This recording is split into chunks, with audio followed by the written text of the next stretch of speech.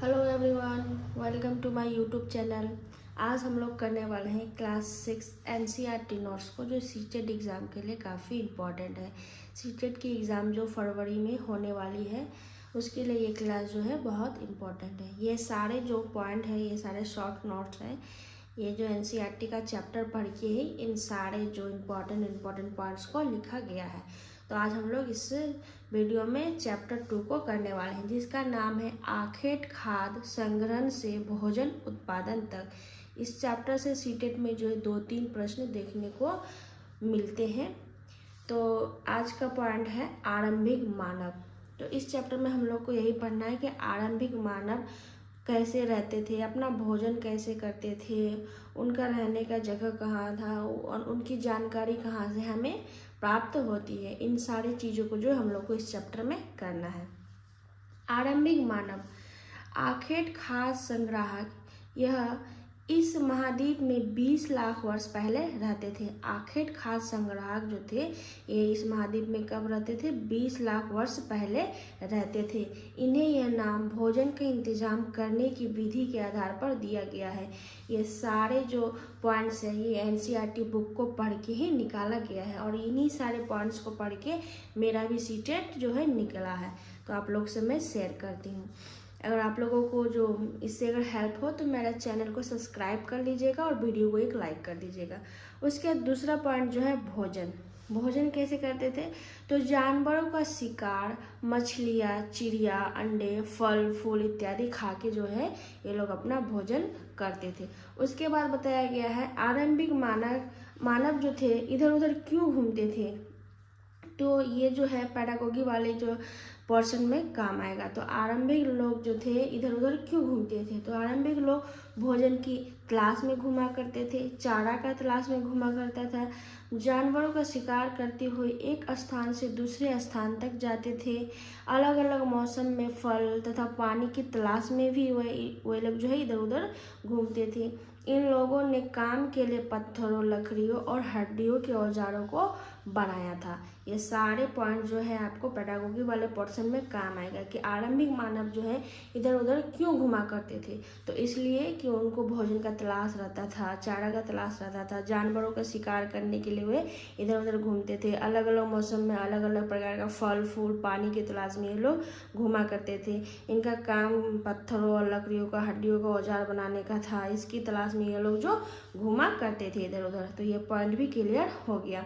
उसके बाद यहाँ पे काफ़ी इम्पोर्टेंट पॉइंट ये है कि आरंभिक मानव के बारे में जानकारी हमें कैसे मिलती है। तो आरंभिक लोगों के बारे में जो जानकारी हमें है बहुत सारी चीज़ों से मिलती है। नंबर 1 पे आता है भीमबेटका गुफा। इससे जो प्रश्न सीटेट में पूछा भी गया है। तो भीमबेटका गुफा, सबसे पहले तो आप लोगों को जानना है कि भीमबेटका गुफा है कहाँ। तो भीमबेटका जो गुफा है मध्य प्रदेश राज्य में नर्मदा नदी घाटी के पास स्थित है। कौन से राज्य में है? तो मध्य प्रदेश में स्थित है, नर्मदा नदी के घाटी के पास स्थित है भीमबेटका गुफा। इस पॉइंट को याद रखना है। और भीमबेटका गुफा में ही जो है शैल चित्रकला मिलता है। शैल चित्रकला जो है कहाँ से प्राप्त होता है इसका साक्ष्य? तो भीमबेटका गुफा से। इस पुरास्थल पर गुफाएं एवं कंदराएं मिली हैं जहाँ लोग रहते थे। यह जो है भीमबेटका गुफा है। यहाँ एक पुरास्थल जो है, यह पुरास्थल, इसमें गुफाएं और कंदराएं मिलती है। और शैल चित्रकला का मतलब क्या होता है कि दीवारों पर बनी चित्र, दीवारों पे जो है अनेक प्रकार के चित्र बने हुए मिलते हैं, उसी को क्या कहा जाता है? शैल चित्रकला। और शैल चित्रकला कहाँ मिलता है? तो भीमबेटका गुफा में। उसके बाद दूसरा पॉइंट जो है कुर्नूल गुफा। कुर्नूल गुफा के बारे में जानते हैं। सबसे पहले ये कहाँ है? तो आंध्र प्रदेश राज्य में स्थित है। कुर्नूल गुफा कहाँ है? आंध्र प्रदेश राज्य में स्थित है। यहाँ जो है राख के अवशेष मिले। ये काफ़ी इंपॉर्टेंट पॉइंट है कि यहाँ पे जो है राख के अवशेष मिले। कहाँ से? तो कुर्नूल गुफा से। और भीमबेटका में क्या मिला है? तो शैल चित्रकला मिला है। ये जो पॉइंट याद रखना है कि भीमबेटका गुफा में किसकी जो मिली है साक्ष्य? तो शैल चित्रकला की। और कुर्नूल गुफा में किसके साक्ष्य मिली है? तो राख के साक्ष्य मिले हैं। आग का इस्तेमाल संभवतः प्रकाश, मांस भूनने, वो खतरनाक जानवरों को दूर भगाने के लिए किया जाता था। ये सब जो है पुरातात्विक जो लोग थे वे लोग जो है आइडिया लगाते थे कि कुर्नूल गुफा में आग क्यों मिला है, आखिर किस काम में आग आता था। तो प्रकाश के काम में, मांस भूनने के या खतरनाक जानवरों को दूर भगाने के काम में आग का इस्तेमाल होता होगा। तो राख का अवशेष कहाँ मिला है? तो कुरनूल गुफा में। इस पॉइंट को याद रखना है। चलिए हम लोग नेक्स्ट पॉइंट को देखते हैं। नेक्स्ट पॉइंट में क्या है? बुर्ज होम। तो बुर्ज होम के बारे में हमें क्या जानना है? पहली बात तो बुर्ज होम कहाँ है? बुर्ज होम जो है कश्मीर में स्थित है। लोग गड्ढे के नीचे घर बनाकर रहते थे जिन्हें गर्तावास कहा जाता था। काफ़ी इंपॉर्टेंट पॉइंट है कि गर्तावास। गर्तावास का साक्ष्य कहाँ मिला है? तो बुर्ज होम से मिला है। गर्तावास का साक्ष्य कहाँ मिला है?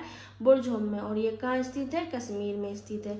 गर्तावास का मतलब क्या होता है? लोग जो गड्ढे के नीचे लोग घर बना के रहते थे। कोई गड्ढा कर लेता था और उसके नीचे लोग जो है रहते थे, उसी को क्या कहा जाता था? गर्तावास। मैं बार बार चीज़ों को इसलिए बोलती हूँ ताकि वीडियो देखते टाइम ही चीज़ें आप लोगों को याद हो जाए। वीडियो अच्छी लगी हो तो लाइक कर दीजिएगा। उसके बाद देखते हैं नेक्स्ट पॉइंट, मेहरगढ़। मेहरगढ़ के बारे में क्या जानना है? बहुत सारे पॉइंट्स हैं मेहरगढ़ के बारे में। मेहरगढ़ में बस्ती का आरंभ 8000 साल पहले हुआ है। मेहरगढ़ में जो बस्ती का आरंभ कब हुआ है? 8000 साल पहले। ये जो मैं क्यों पॉइंट नोट की हूँ? क्योंकि एनसीईआरटी बुक में दिया गया है।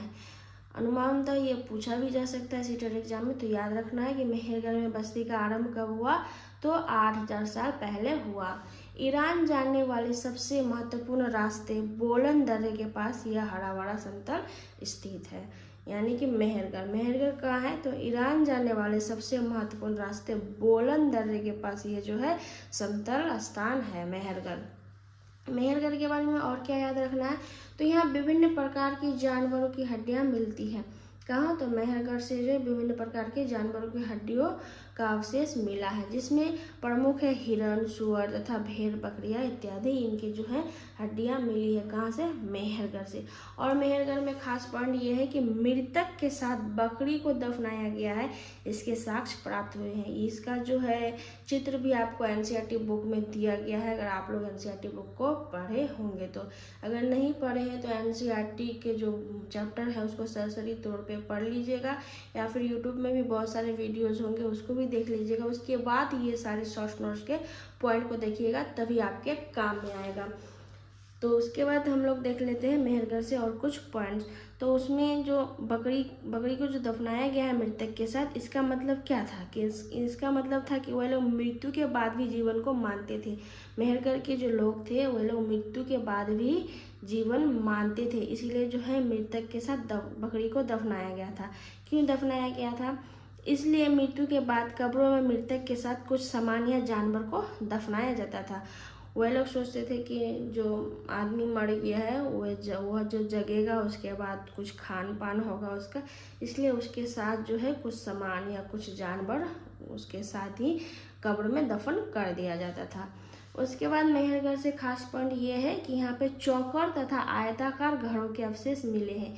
मेहरगढ़ से काफ़ी ज़्यादा ही पॉइंट्स है जो आप लोगों को याद रखना है, कंफ्यूज नहीं होना है। ये सारे पॉइंट्स आप लोग 2 बार देख लीजिएगा, 3 बार देख लीजिएगा तो ऑटोमेटिक याद हो जाएगा।